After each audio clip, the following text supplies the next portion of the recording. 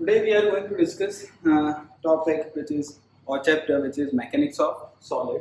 So this is first chapter of your second book of physics of class 11. So हमने पूरा mechanics complete कर लिया है students. सो जो सेकंड बुक है फिजिक्स की, ध्यान रखना it is mostly formula based, ज़्यादा डेरिवेशन नहीं. हाँ, बट सारे जो कॉन्सेप्ट्स होते हैं वो सारे कैरी होते हैं from book 1. Okay, so first of all mostly this is a formula based chapter. So how to apply formulas in different kind of questions उसे सीखना है. The first topic in this mechanics of solid is about stress. How stress is defined. Okay? So basically stress is defined as, और इसके ऊपर इसकी formula क्या है? The stress is defined as restoring force upon area.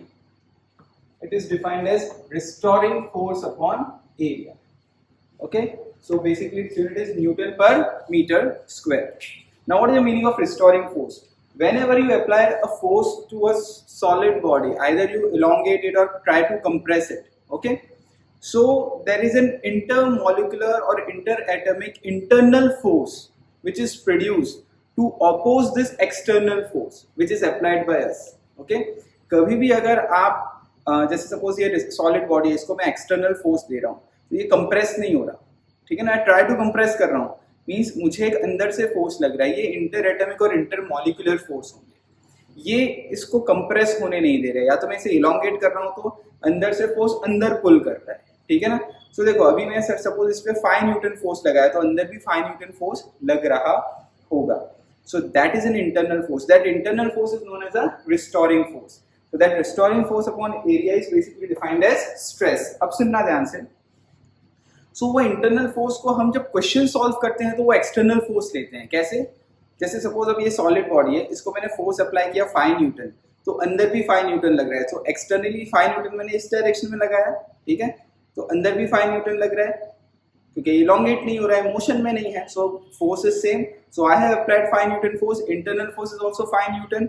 So mostly जब question solve करते हैं जो एक्सटर्नल फोर्स होता है उसी को हम लोग क्या ले लेते हैं, रिस्टोरिंग फोर्स, ठीक है ना. सो बेसिकली यहाँ पे जो स्ट्रेस है वो दे आर ऑफ 3 टाइप्स. तो हम लोग स्ट्रेस के टाइप्स देखते हैं. फर्स्ट इज नॉर्मल और longitudinal stress. Normal or longitudinal stress is the first type of stress. ठीक है. Second is tangential or shearing stress. It is known as tangential or shearing stress. And third is volumetric or bulk stress. So these 3 types of stress are there basically. Now among this first one which is a normal or tangential stress, इसका मतलब क्या है वो समझते हैं. देखो इन दोनों को साथ में देखते हैं. जैसे सपोज कोई रिस्पेक्टिव गिवन सरफेस है, this is a surface, whose area is A. This surface has an area A. Now force F is applied on this surface. And F force is applied on this surface. So this, and suppose it makes some angle with respect to surface. Suppose this angle is theta. Okay? So this force has 2 components. One perpendicular to the surface and one parallel to the surface. This force has 2 components, one perpendicular to the surface and one parallel to the surface. This perpendicular force upon area is defined as a longitudinal stress or a normal stress. And this tangential force upon area is basically defined as a shearing stress or tangential stress. Okay? This tangential मतलब ये जो F parallel है, इसको मैंने FT लिख दिया है. समझ में आया ना? सो ध्यान रखना. तो ऐसे आपको क्वेश्चंस यहाँ पे पूछ सकते हैं. एक सरफेस एरिया दे दिया है, सरफेस एरिया पे कोई फोर्स अप्लाइड हो रहा है, अब वो फोर्स के एंगल्स दिए होंगे, तो ये F cos थीटा हो गया, ये F sin थीटा हो गया। सो यहाँ पे क्या हो जाएगा F sin theta upon A, अगर ये एंगल दिया है तो ये F cos थीटा होगा, ये F sin थीटा होगा, इतना तो आपको पता ही होगा अभी इस लेवल पे। सो इसमें अगर ये थीटा दिया तो ये F cos थीटा, ये F sin थीटा। क्लियर? सो ध्यान रखना, अगर सरफेस पे फोर्स अप्लाइड हो रहा है, that force has two component, perpendicular and tangential component or parallel component. That perpendicular to the surface force upon area is defined as a longitudinal stress, and parallel to the जैसे parallel to the जो force apply हुआ है surface के, वो क्या हो गया sharing stress। तो अगर जैसे ये surface area A है, मैं यहाँ ऐसे force apply कर रहा हूँ, so this force upon area is a normal stress। और अगर मैं ऐसे force apply कर रहा हूँ like this, तो that is known as a tangential stress। Now, what is a volumetric stress? When force is applied on each and every particle of surface. Force is applied on each and every particle of surface. Just like suppose ये एक ball है या कोई भी एक air bubble है, ठीक है ना, which is inside a water, तो उसको force हर एक point पे लगेगा। So that force is when applied on each and every particle of surface is basically defined as a bulk stress। जैसे for example मैंने आपको बताया ये surface है, अब इस surface पे अगर मैं ऐसे force apply कर रहा हूँ, तो ये कौन सा हुआ? This force upon area is basically defined as a normal stress or longitudinal stress। अगर मैं ऐसे apply कर रहा हूँ force, तो that is known as the sharing stress। और अगर मैं ये surface पे पूरा ऐसे compress कर रहा हूँ, तो that is known as a bulk stress। This bulk stress is basically known as a pressure, इसी को बोलते हैं प्रेशर। सो प्रेशर जो होता है वो फोर्स अपॉन एरिया इसी केस के लिए होता है। So pressure is one type of stress. So stress are of two type, उसमें से प्रेशर एक उसका टाइप है। समझ में आई बात आपको? क्लियर? सो जितने टाइप के स्ट्रेस होते हैं उतने ही टाइप के स्ट्रेन भी होते हैं। Now what is the meaning of strain, वो चेक करते हैं, ठीक है ना। Now what is the meaning of strain? Strain is defined as change in configuration upon original configuration. Change in configuration upon original configuration. ठीक है? Now what is the meaning of change in configuration upon original configuration? So the name same होंगे, तो इसीलिए मैं इसके तीन type ऐसे लिखता हूँ। It has three types, first, second and third। तो उसी के नीचे लिखते हैं ताकि आपको पता चले कि स्ट्रेस और स्ट्रेन क्या है। So first is longitudinal strain,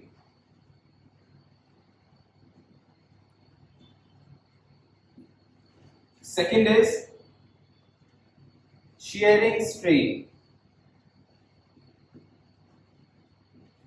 and third one is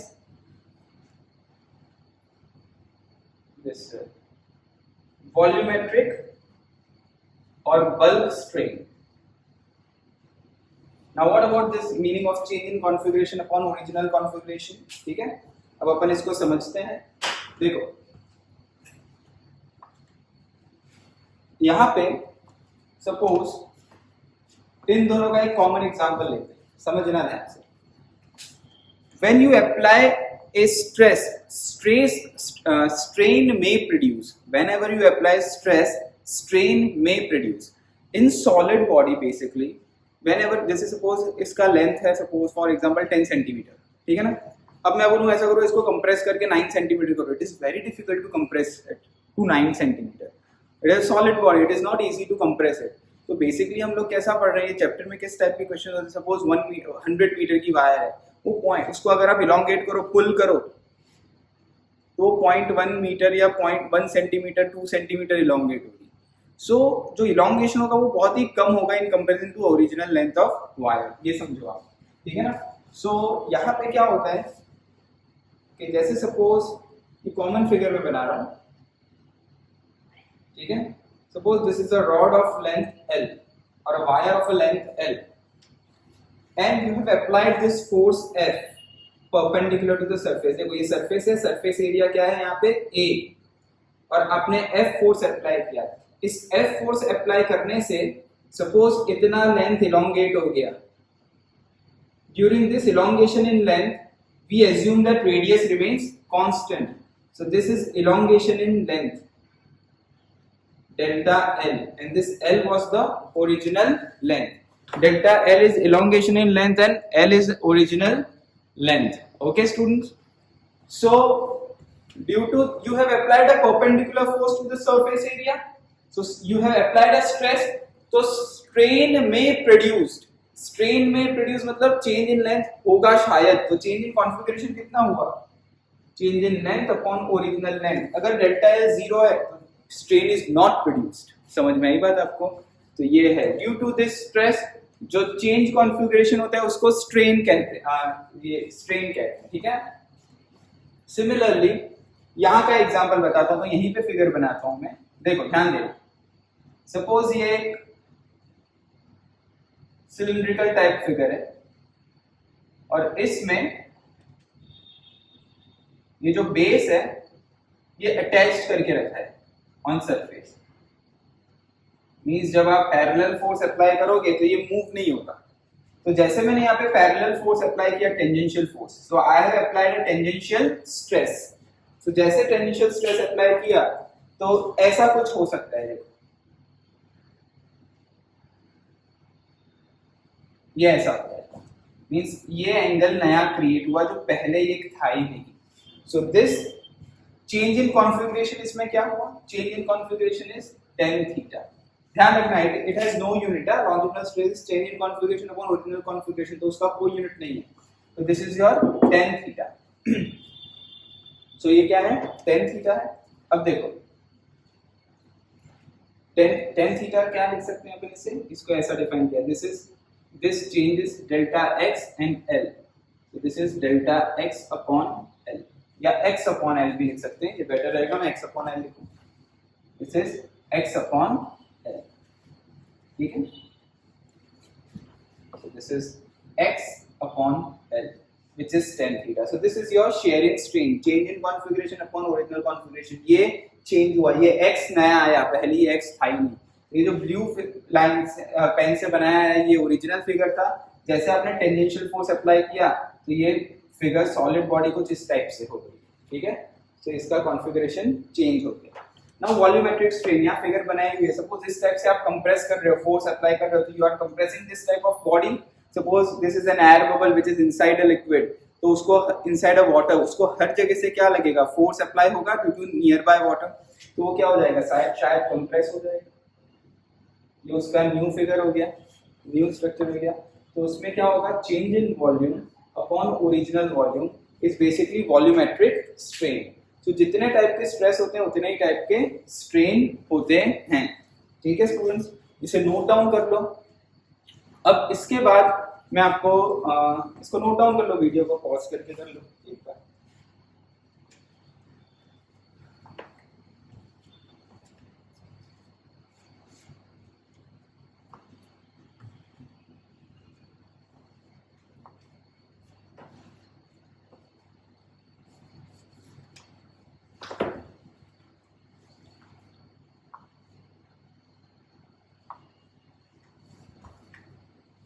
ठीक है. सो ये बेसिक फॉर्म्स हैं. अब देखो ध्यान देना, यहाँ पे मैं लिख देता हूँ इसके साथ में अबाउट अ हुक्स लॉ. तो आपको ये पूरा चैप्टर में क्या है एक ही में समझ में आ जाएगा. What is a Hooke's law? Hooke law ये क्या था कि up to certain limit stress is proportional to strain. Up to certain limit stress is proportional to strain. Whenever you apply, means stress और strain का जो graph होगा वो straight line होगा up to certain limit.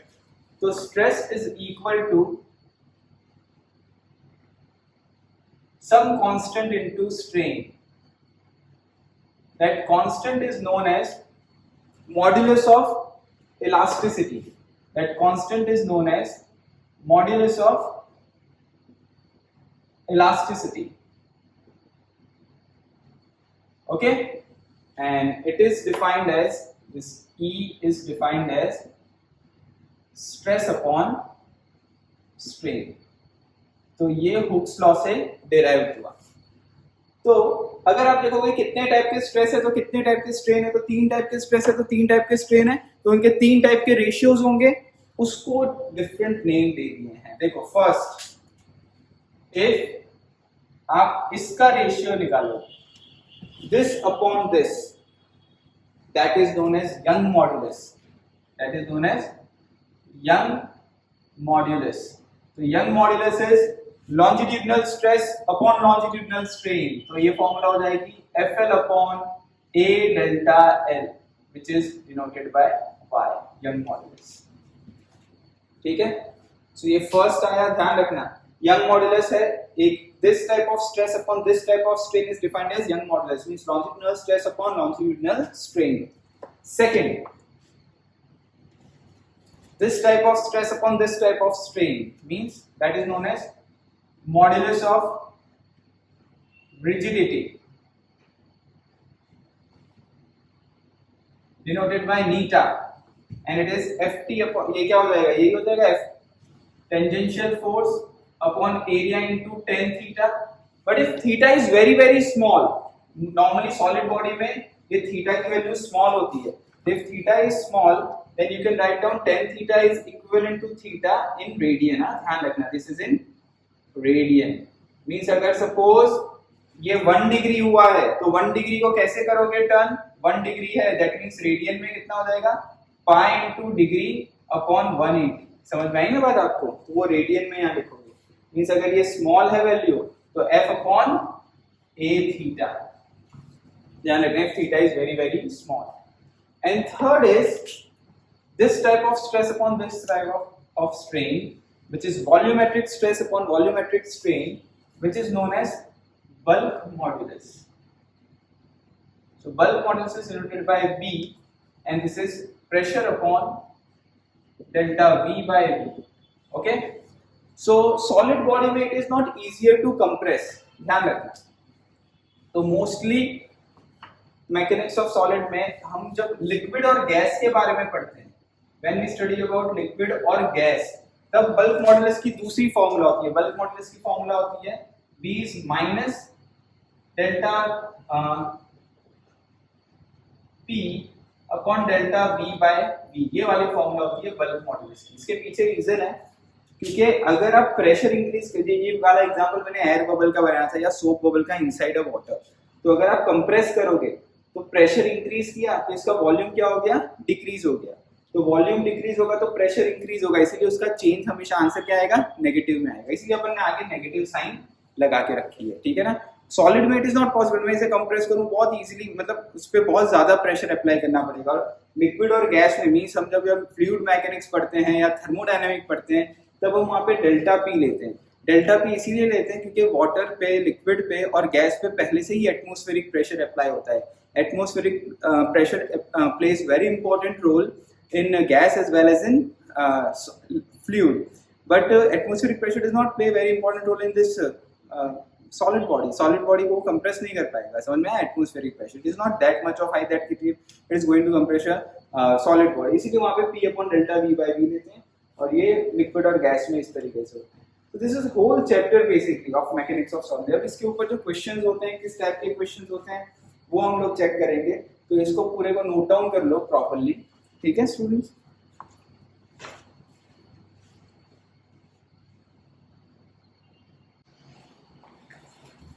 Now students अब जैसे हम लोगों ने पूरा ओवरऑल चैप्टर देखा किस तरीके से, तो अभी हम उसके कुछ इंपॉर्टेंट एग्जांपल्स भी देखते हैं कि किस किस टाइप के एग्जांपल्स आते हैं और क्या क्या आपको पढ़ना है इसमें। देखो सबसे इंपॉर्टेंट है जो ये नॉर्मली एग्जांपल्स मतलब ऐसे है कि ये थियोरेटिकली है, डिराइव करती है फॉर्मूला, मैं आपको डायरेक्टली बता देता हूँ। मतलब इस एग्जांपल को पूछेंगे कॉम्पिटिटिव एग्जाम में तो किस टाइप से पूछेंगे ध्यान रखते हैं। देखो फर्स्ट एग्जांपल जो हम देखते हैं about this is of young modulus के ऊपर बेस्ड है। मोस्टली मैकेनिक्स ऑफ सॉलिड में मोस्ट एग्जांपल यंग मॉड्यूलस के ऊपर ज्यादा बेस्ड होंगे। फ्लूइड मैकेनिक्स में बल्क मॉड्यूलस और गैस में भी बल्क मॉड्यूलस ज्यादा यूज होता है। ठीक है, so about this young modulus देखो ध्यान देखो एग्जांपल हमने देखा यंग मॉड्यूलस की फॉर्मूला है FL upon A delta L, sorry it is FL upon A delta L. Formula for Young modulus is Y is equal to FL upon A delta L. This is the formula for Young modulus. ठीक है. अब इसमें क्या होते हैं, बहुत सारे different type के क्वेश्चंस क्रिएट हो सकते हैं. अपन वो क्वेश्चन करने का ट्रिक समझते हैं. देखो ध्यान रखना, क्वेश्चन करने का ट्रिक आना चाहिए. ट्रिक कैसा होता है, आपको ऐसा बोलेंगे there are the two wires A and B. ठीक है. Suppose this is a wire A, this is a wire A and another wire B. Clear? ऐसा बोला होगा तो मैं आपको डायग्राम फॉर्म में समझाता हूं तो आपको इजीली समझ में आएगा. There are the two wires A and B having two wires A and B have same length L and made up of same material. If your material is same, that means given material का young modulus same हो गया. अगर material same है, वो कैसा भी, suppose copper wire है, copper body है, तो सबका यंग मॉडुलस सेम होगा, वाई सेम होगा. मॉडुलस ऑफ इलास्टिसिटी उनकी क्या होगी, कांस्टेंट होगी. ध्यान रखना. सो ये रहा, इसका भी वाई हो गया, इसका भी वाई होगा, because material are same. Length भी ओरिजिनल लेंथ क्या है, सेम है, वो भी एल एल सेम. ठीक है. ओके. फिर आपको ऐसा बोला है इसमें कि radius of wire A, radius of wire A is half of wire B. जो इसका रेडियस है वो इससे हाफ है, मतलब इसका रेडियस r/2 है तो इसका रेडियस r. समझ में आया? रेडियस वाइज ले लिया. ठीक है. Clear? Now same forces applied on both wire. इस दोनों में सेम फोर्स अप्लाई किया, इसमें भी F अप्लाई किया, इस वायर पे भी F फोर्स अप्लाई किया. Find ratio of elongation. तो एग्जाम में ये क्वेश्चन कैसे करेंगे, यू नो फॉर्मूला. अब देखो क्या क्या कांस्टेंट है, y कांस्टेंट है, l कांस्टेंट है, f कांस्टेंट है, r अलग है तो डेल्टा l अलग है. तो मैं इसमें ऐसा बोल सकता हूं, ये सब कांस्टेंट हो गया तो a is proportional to 1 upon delta l. लिख सकते हैं a यहां आ जाएगा तो proportional to 1 upon delta l हो जाएगा. जो कांस्टेंट है उसको हटा दिया, प्रोपोर्शनलिटी की साइन लगा दी, तो delta l is proportional to 1 upon a क्या होता है 1 अपॉन पाई r स्क्वायर. तो पाई भी कांस्टेंट होता है तो ऐसा लिख सकते हैं अपन, delta l is proportional to 1 upon r square. Simple. Ratio of elongation पूछा है. अब ये एग्जाम में ध्यान रखने का कि elongation of a wire upon b wire पूछा है कि b wire upon a wire पूछा है. Suppose elongation of a wire upon elongation of b पूछा है तो क्या हो जाएगा, इनवर्सली प्रोपोर्शनल है तो rb upon ra the whole square. ठीक है. So what is your rb, it is r. What is your RA? It is r/2 the whole square. तो ये आंसर क्या आ जाएगा 4. So delta LA by delta LB equal to 4:1. So इस type के questions young modulus में आ सकते हैं, ध्यान रखना. ठीक है ना. तो ऐसे आपको ये जो क्वेश्चंस है इसमें ध्यान रखना है, इस टाइप की फॉर्मूला है, जो कांस्टेंट है उसको ऐसे हटा दो, प्रोपोर्शनलिटी से लिख दो और इलोंगेशन आ जाएगा. ठीक है. तो नोट डाउन कर लो इस फॉर्मूला, इस क्वेश्चन को.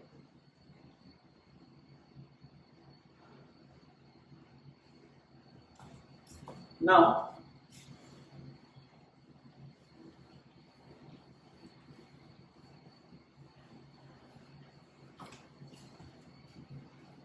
नेक्स्ट वन, ये भी यंग मॉडुलस पे है, इसका डेरिवेशन करना पड़ता है, रेगुलर क्लास में कराते हैं, बट अभी हम डायरेक्टली बता देते हैं आपको.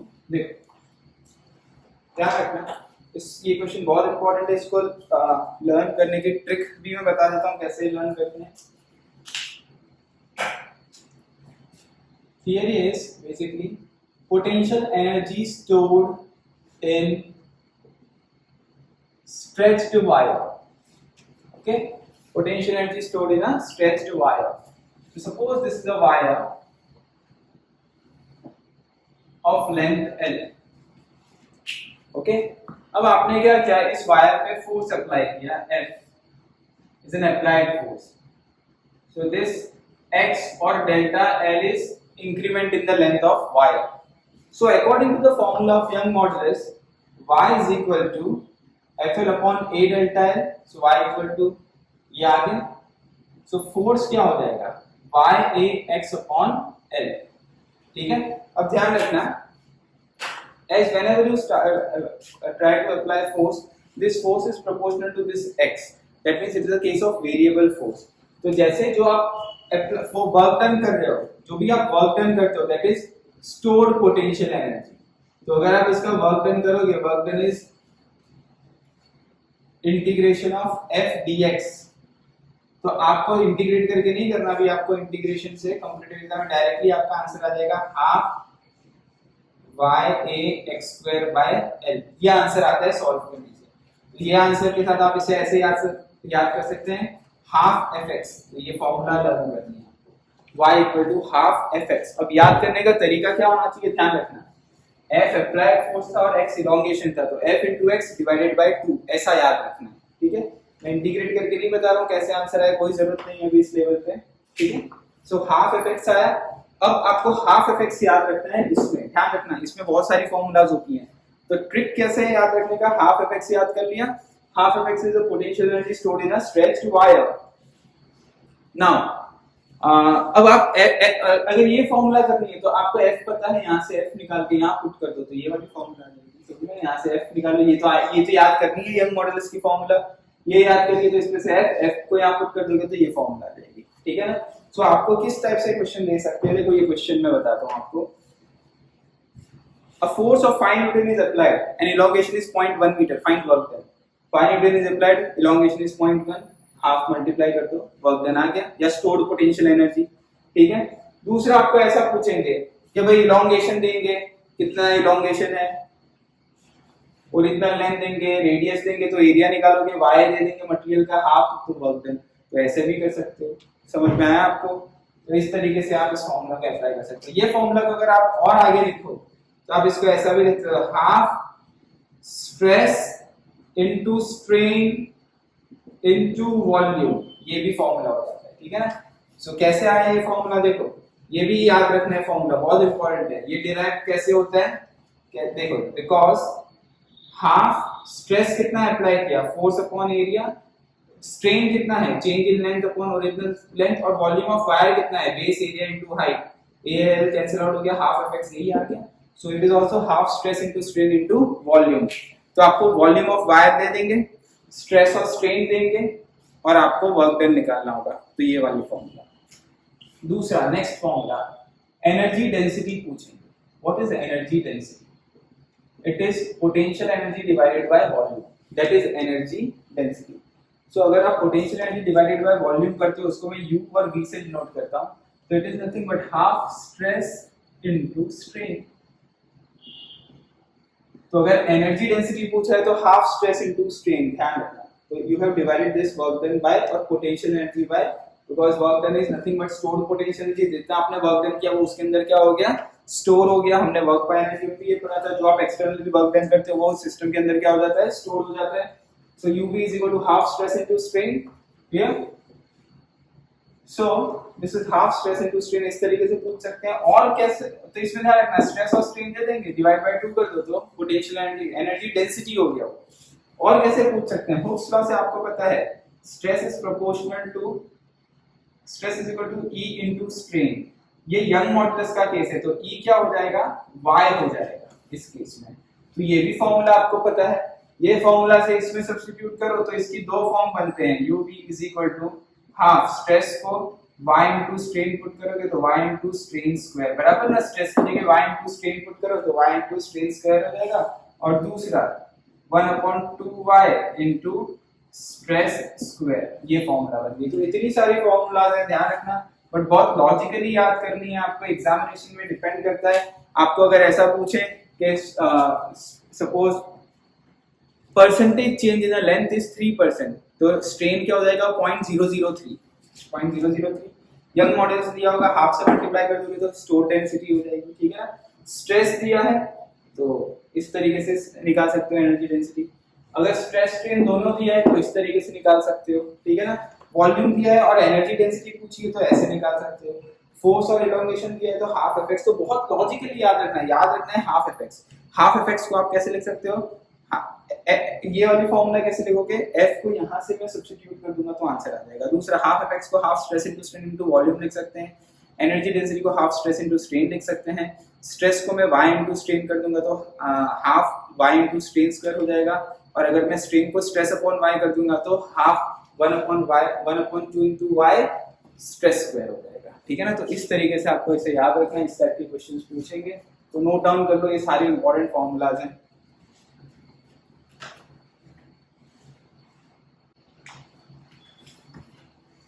अभी देखो स्टूडेंट्स, नेक्स्ट एग्जांपल जो है इट इज, इसमें भी मैं फॉर्मूला डिराइव नहीं कराना, डायरेक्टली बता देता हूँ। कोई क्योंकि डेरिवेशन का वही इंटीग्रेट करके कोई जरूरत नहीं है, सेंटर ऑफ मास से भी ये हो जाता है, बट आपको फॉर्मूला ही याद रखना है। Increment in length of wire due to its own weight, increment in length of wire due to its own weight. जैसे सपोज, ध्यान देना, फोर्स सॉरी यहाँ पे फोर्स अप्लाई नहीं कर रहा, यहाँ वायर का खुद का ही मास है, ठीक है। तो इसका खुद का वेट के कारण, इसका वेट सेंटर ऑफ मास यहाँ लगेगा which is m into g, ठीक है। कितना इंक्रीमेंट इन लेंथ होता है due to its own weight, what is the increment in length. So याद रखना है, इसका तो आंसर आता है वो mgl/2ay, ये आंसर आता है इसका। इसको क्रैम कर लो, mgl/2ay, y is answer, m is mass of this wire, g is gravity, l is original length of wire, 2a is a cross section area of wire and y is m modulus of y, ठीक है। Note down कर लो इसको।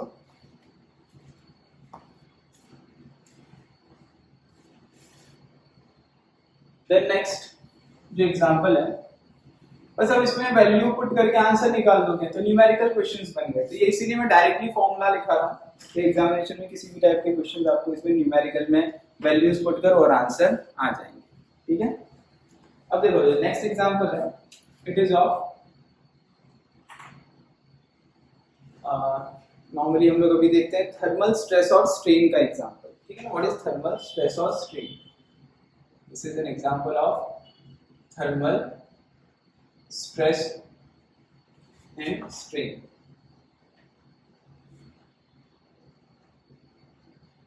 अब ध्यान रखना कैसा example है इसे, ठीक है ना। मैं बहुत बड़ा डेरिवेशन नहीं जाता, एकदम शॉर्ट में जाता हूँ ताकि आपको एग्जामिनेशन में ये क्वेश्चन डायरेक्टली आ जाए, अगर आ जाए तो। सपोज ये रॉड है, लेंथ एल का, y यंग मॉडल से a क्रॉस सेक्शन एरिया। अब इसमें डेल्टा थीटा जो किया वो आपने इंक्रीज इन टेम्परेचर कर दिया, इंक्रीज और decrease in temperature. So whenever temperature increase और decrease, change in length is L alpha delta theta. This is according to thermal property of matter. You know that whenever basically we heat a body, it expand, and when we take out heat from the body, it going to contract. So अगर आप temperature increase करोगे तो इतना length increase हो जाएगा, because rod is one dimensional object, ठीक है ना। 2 डायमेंशन होता है तो डेल्टा ए, 3 डायमेंशन होता है तो delta B, simple. So rod is one dimensional object, so delta L is equal to L alpha delta theta. This is increment in the length where alpha is the coefficient of linear expansion. Alpha is coefficient of linear expansion. It basically depend on material. Now, अगर हम इस formula को देखो तो इस formula में मैं ऐसा लिख सकता हूँ, देखो delta L upon L is equal to alpha delta theta. What is delta L upon L, change in length upon original length. But यहाँ पे जो change in length upon original length हुआ है वो हीट के कारण हुआ है, एक्सटर्नल फोर्स के कारण नहीं हुआ है। तो इसको बोल दिया हमने थर्मल स्ट्रेन, इसको क्या बोल दिया, थर्मल स्ट्रेन। सो अगर यही रॉड को मैं कहीं पे सपोर्टिंग एंड के साथ रखूं तो ये जब रॉड एक्सपांड होगा, ठीक है ना, हीट करेंगे तो ये सपोर्टिंग एंड को फोर्स देगा तो न्यूटन लॉ के हिसाब से सपोर्टिंग एंड भी इसको फोर्स देगा। तो what is force on wire, ऐसे क्वेश्चन पूछते हैं, what is force on wire. समझ में आई बात आपको, ये एक्सपांड होगा तो उसको पुश करेगा, वो पुश करेगा तो वो इसको फोर्स देगा। तो what is the force on wire, और टेंशन इन अ वायर ऐसा पूछेंगे। तो देखो थर्मल स्ट्रेन आ गया आपके पास ये फॉर्मूला, तो स्ट्रेस क्या होगा, थर्मल स्ट्रेस क्या हो जाएगा, बिकॉज ये एक्सपांड हुआ तो उसकी वजह से फोर्स लगा तो फोर्स की वजह से स्ट्रेस प्रोड्यूस हो गया, तो वो थर्मल स्ट्रेस हुआ। तो थर्मल स्ट्रेस क्या हो जाएगा, y into thermal strain. This is according to Hooke's law.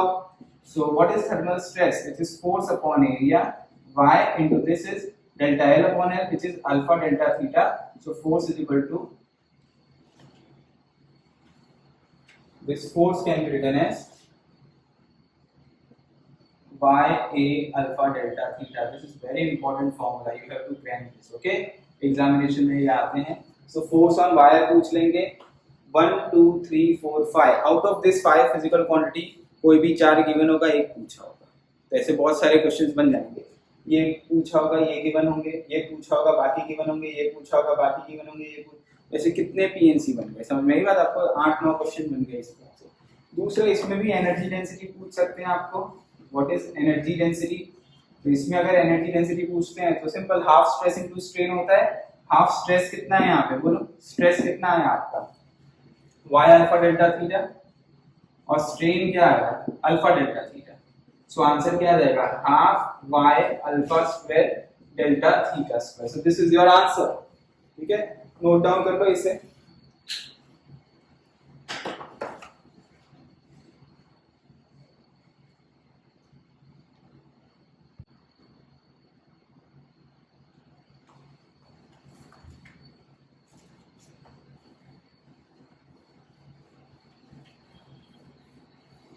Now, next example देखते हैं।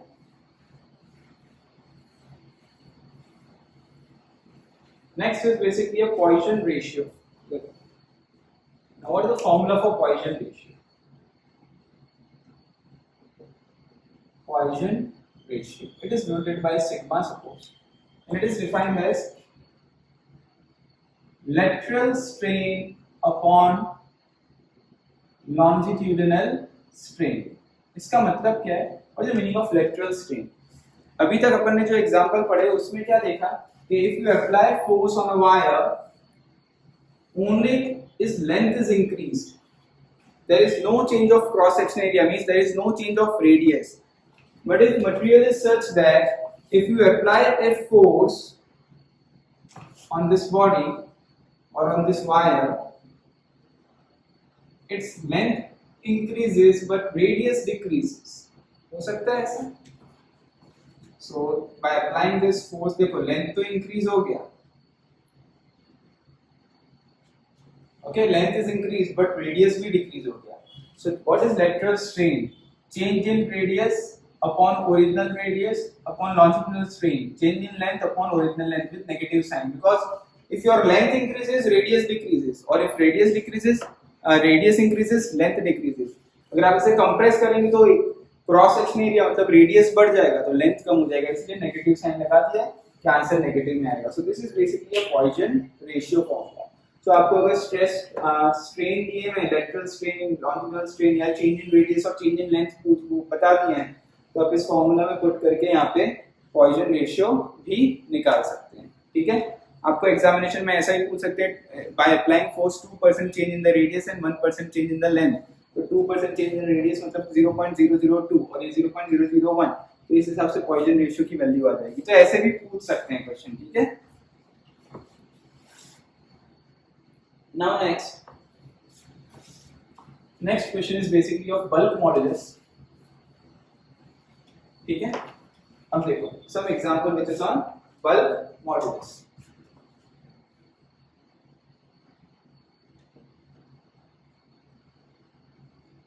Example on bulk modulus.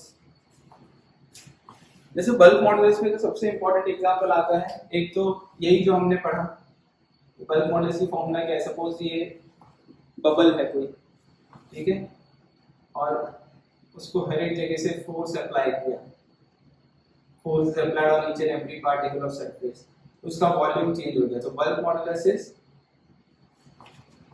Delta P upon delta V by V with negative sign. ठीक है, simple. दूसरा बल्क मॉडुलस में ध्यान रखना, bulk modulus is P upon delta V by V, this is for solid only. अगर high pressure apply किया है, बहुत ज्यादा प्रेशर और वॉल्यूम चेंज हो रहा है, तो इस तरीके से आप उसे सॉलिड में लिखोगे। देन नेक्स्ट इसमें क्वेश्चन आता है कंप्रेसिबिलिटी का भी। तो compressibility is 1 upon bulk modulus, this is known as compressibility. अगर क्वेश्चन में कभी कंप्रेसिबिलिटी पूछ लिया तो आपको ये पता होना चाहिए, ठीक है। नेक्स्ट जो बहुत इंपॉर्टेंट एग्जांपल है, इन गैस, इन गैस, ठीक है ना। अगर ये चीज ध्यान रखना, गैस के हैं, लेकिन मैं यहाँ पे सिस्टम लिखा देता हूँ आपको। सपोज आपको लगे कि ये आइसोथर्मल प्रोसेस है। आपको पता है आइसोथर्मल प्रोसेस क्या होता है? आइसोथर्मल प्रोसेस में प्रेशर इनटू वॉल्यूम क्या होगा? कांस्टेंट, ठीक है। PV is constant. तो मैं एक बार थोड़ा आपको अगर पीवी कांस्टेंट है तो बल्क मॉडुलस की जो फॉर्मूला है, देखो इन गैस क्या होती है, minus dP upon dV by V, ये फॉर्मूला होती है बल्क मॉडुलस की, that is minus V dP by dV। तो मैं थोड़ा एक क्वेश्चन आपको ये करके बताता हूँ तो आपको आइडिया आएगा। SPV is constant means pressure may vary, volume may vary, but their product always remains constant. So product rule apply करेंगे तो PdV plus VdP and constant का डिफरेंशिएशन क्या हो जाएगा? 0। So therefore यहाँ से आप कोई भी वैल्यू निकालो, जैसे dP by dV निकालो, dP by dV की वैल्यू क्या आ जाएगी बताओ? माइनस P by V, ठीक है। सब्स्टिट्यूट इन दिस इक्वेशन, तो आपका बल्क मॉडुलस हो जाएगा प्रेशर। सो ध्यान रखना है, इन आइसोथर्मल प्रोसेस कोई भी ऐसा दिया होगा, आइसोथर्मल प्रोसेस है and temperature of gas inside a container is constant and pressure is 3 atmospheric pressure, तो बल्क मॉडुलस इज 3 एटमॉस्फेयर। तो इस तरीके से याद रखना है। सेम वे ऐसा एक दूसरा प्रोसेस भी होता है व्हिच इज एडियाबैटिक प्रोसेस। आपको एडियाबैटिक प्रोसेस का मतलब पता होगा कि इसमें क्या होता है, heat cannot be exchanged and P raised to gamma is constant।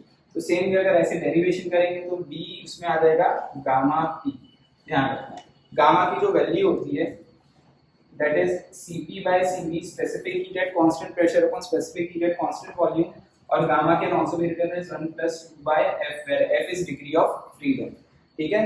Degree of freedom for monoatomic gas is 3, for diatomic gas it is 5, ठीक है ना। तो ध्यान रखना, तो डायटोमिक गैस दिया है तो 5 हो जाएगा, तो यहाँ पे गामा की वैल्यू आएगी, उसको यहाँ पुट करके इंटरनल प्रेशर दिया है कितना है, तो बल्क मॉडुलस आप फाइंड आउट कर सकते हैं।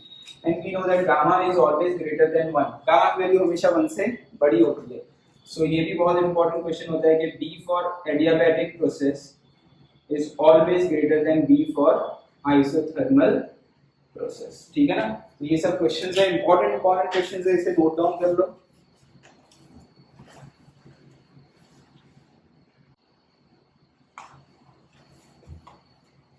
नाउ स्टूडेंट्स देखो नेक्स्ट एग्जांपल देखते हैं।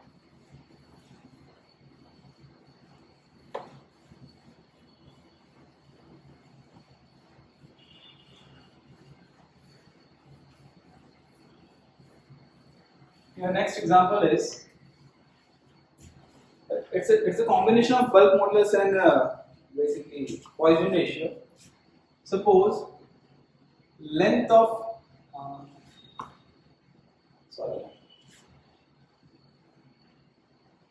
Suppose in this example, आपको एग्जाम में इस एग्जाम्पल को डिफरेंट वे में पूछ सकते हैं। तो मैं आपको देखो इसको किस तरीके से करना है वो बताता हूँ। Suppose volume of wire which is V is equal to pi r square L, which is the volume of wire.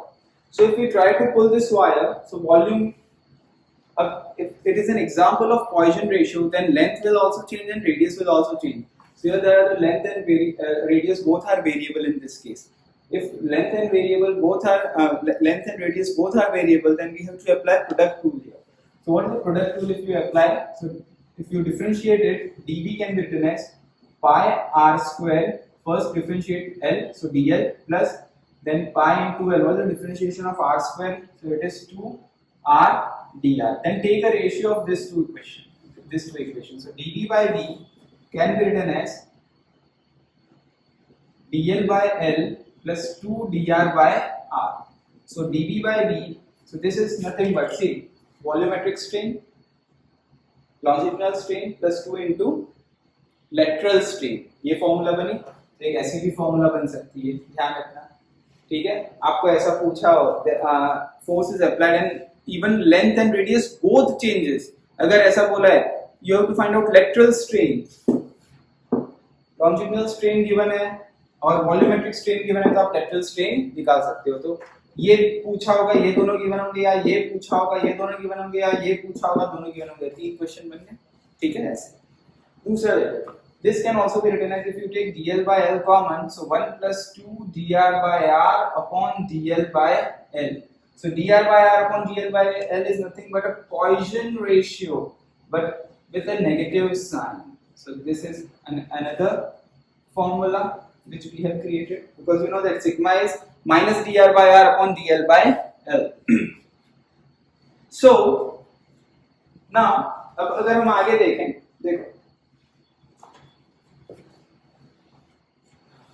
suppose if it is given that if sigma is half, ऐसा given है sigma is half means Poisson ratio is half, find compressibility, question ऐसा पूछेंगे, find compressibility. So to find out the answer of compressibility we must know the bulk modulus, and bulk modulus is 1 upon k, ठीक है ना, so compressibility आ जाएगा। So first in bulk modulus dv by v होता है, so bulk modulus is dp upon dv by v होगा, ठीक है, minus sign लगा देता हूँ यहाँ पे। अगर ये तो सॉलिड बॉडी है, अगर सॉलिड बॉडी है तो मैं क्या लिखूंगा यहाँ पे, अगर सॉलिड बॉडी है तो एटमॉस्फेरिक प्रेशर नहीं होता है, तो p upon dv by v लिख सकता हूँ मैं, सिंपल। ओके, अब ध्यान रखना, this is your equation number 2, this is your equation number 1। अलग अलग टाइप के क्वेश्चन पूछ सकते हैं, तो यहाँ पे मैंने बताया एक ऐसा भी पूछ सकते हैं, जैसे सिग्मा की वैल्यू देके आपको वॉल्यूमेट्रिक स्ट्रेन पूछ सकते हैं, लॉन्जिट्यूडिनल स्ट्रेन दिया होगा, ये दिया होगा, ये पूछेंगे, ठीक है ना। दूसरा अगर ऐसा क्वेश्चन पूछा है तो हाफ वैल्यू पुट करो, तो dv by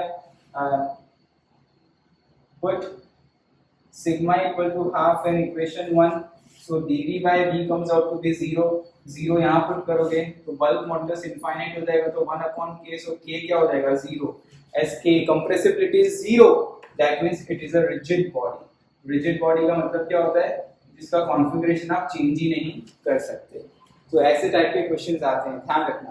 तो इसीलिए ये टाइप की फॉर्मूला बहुत इंपॉर्टेंट है, तो यहाँ से ये कैसे पहुंचे ये आपको फास्ट आना चाहिए करना, ठीक है, नोट डाउन कर लो इसको भी।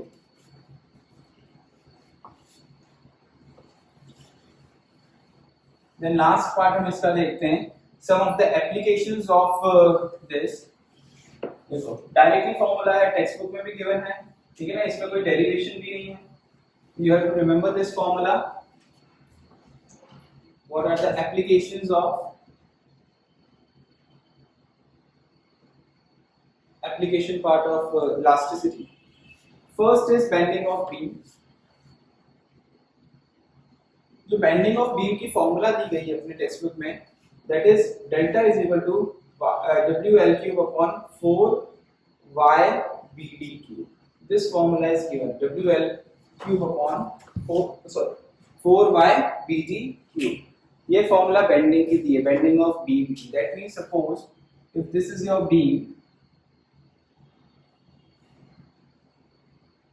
जैसे ओवर ब्रिजेस बनते हैं, आपको पता होगा,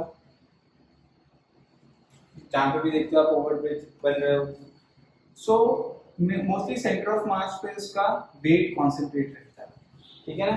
this is the length of this beam, weight W है, y यंग मॉडुलस है, ये उसका d है डेप्थ, और ये उसका ब्रेथ है, ठीक है। सो अब एग्जामिनेशन में ये ध्यान रखना, डिफरेंट मटेरियल से बनाते हो तो ये आपको पूछ सकते हैं बेंडिंग ज्यादा किस में होगी। देखो ये ध्यान देना, ये y यंग मॉडुलस का इनवर्स प्रोपोर्शनल है, तो अगर मैं डिफरेंट मटेरियल का बनाता हूँ, अलग अलग मटेरियल, तो जिसकी इलास्टिसिटी ज्यादा होगी उसकी बेंडिंग क्या होगी, कम होगी। मोर इलास्टिक लेस बेंडिंग, समझ में आई। सपोज सेम डायमेंशन एक मैंने एक मटेरियल से बनाया, मटेरियल ए से, दूसरा बीम मैंने मटेरियल बी से बनाया, दोनों के यंग मॉडुलस अलग हैं, तो बेटर कौन सा होगा, जिसका यंग मॉडुलस ज्यादा होगा। यंग मॉडुलस ज्यादा मतलब इलास्टिसिटी ज्यादा मतलब उसका बेंडिंग क्या होगा, कम होगा। बेंडिंग बीम नीचे से बेंड हो जाता है, इस तरीके से वी टाइप का स्ट्रक्चर बन जाएगा, तो ऐसा बैंड नहीं होना चाहिए। तो एक ये इंपॉर्टेंट फॉर्मूला है। दूसरी, मैक्सिमम लेंथ ऑफ वायर, ये एक अच्छा एप्लीकेशन है। Means maximum length of hang wire, suppose एक हैंग वायर है, हम उसका मैक्सिमम लेंथ कितना बना सकते हैं। ऐसा नहीं कि इनफाइनाइट लेंथ ऑफ वायर को आप हैंग कर दो, केबल को या रॉड को आप हैंग करके रखो। तो मैक्सिमम ध्यान रखना, मैक्सिमम लेंथ ऑफ वायर मतलब मैक्सिमम लेंथ ऑफ वायर हम कितना हो सकते हैं कि वो हैंग रहे, वो ब्रेक ना हो, ठीक है। सो ब्रेक कब होगा, जब ब्रेकिंग स्ट्रेस होगा, मतलब हमने इतना उसका वेट हो गया कि उसके कारण जो फोर्स प्रोड्यूस हुआ, वो फोर्स से जो स्ट्रेस प्रोड्यूस हुआ उसके कारण वो वायर ब्रेक हो जाए, ठीक है। So you know that breaking stress, stress की फॉर्मूला में stress is force upon area, so it is always proportional to cross section area, ठीक है। तो ये स्ट्रेस को, ब्रेकिंग स्ट्रेस को मैं P बोल देता हूँ सपोज, तो ये जो फोर्स इससे प्रोड्यूस होगा दैट इज F, और फोर्स क्यों प्रोड्यूस हो रहा है, उसके वेट के कारण। तो वेट कितना है, mg। मास को क्या लिख सकता हूँ, डेंसिटी इनटू वॉल्यूम, और वॉल्यूम को क्या लिख सकता हूँ, base area into height, height is L by, तो ये आंसर L आ जाएगा। देखो सॉल्व करने से क्या आ जाएगा, A cut P by rho g. So this is the maximum length of wire which is hanged, where P is a breaking stress. तो आपको ऐसा क्वेश्चन पूछेंगे कि ब्रेकिंग स्ट्रेस आपको वायर का गिवन होगा, रो दिया होगा डेंसिटी ऑफ वायर, और जी पता ही आपको, तो मैक्सिमम लेंथ ऑफ वायर कितनी हो सकती है, ये उसका क्वेश्चन आपका हो गया। समझ में आई बात आपको। And third is maximum height of mountain. Maximum height of mountain on a given planet, जैसे अर्थ प्लैनेट है तो उस पे क्या हो सकता है, तो ध्यान रखना एक फॉर्मूला होती है delta P equal to rho g h. So H can be written as delta P upon rho g. तो आपको उस रिस्पेक्टिव प्लैनेट का प्रेशर दिया होगा, एटमॉस्फेरिक प्रेशर कितना है, डेंसिटी की गिवन होगी, डेंसिटी किसकी गिवन होगी, रॉक की, मटेरियल की जो ऑन अ सरफेस है, ठीक है ना, उसकी डेंसिटी गिवन होगी, और जी आपको उस प्लैनेट का पता होगा। तो उस गिवन प्लैनेट पे कितना मैक्सिमम हाइट होगा, इससे वो आंसर आ जाएगा, ठीक है। So, जैसे प्लैनेट अर्थ है तो एटमॉस्फेरिक प्रेशर रखना है यहाँ पे डेंसिटी ऑफ रॉक रखना है, जहाँ पे जैसे हिमालय की तरफ गए तो वहाँ पे जो डेंसिटी है रॉक है तो उसकी डेंसिटी कितनी है वो पुट की, और value of G approximately 10 put किया तो हमें मैक्सिमम हाइट आएगा। मैक्सिमम हाइट जो approximately on an average density of material on the earth which is, अगर हम यहाँ सब्स्टिट्यूट करते हैं and suppose we assume value of G to be 10 and maximum height comes out to be 10 kilometres according to the data which is given in our textbook. So if it is 10 kilometer and you know the maximum height of mountain which is Mount Everest is 8.8 kilometer only, ठीक है। So इस तरीके से आपको ये question पूछ सकते हैं एग्जामिनेशन में, ठीक है। मैक्सिमम हाइट ऑफ माउंटेन का नोट डाउन कर लो इसे। हम अभी हैव कंप्लीटेड दिस चैप्टर।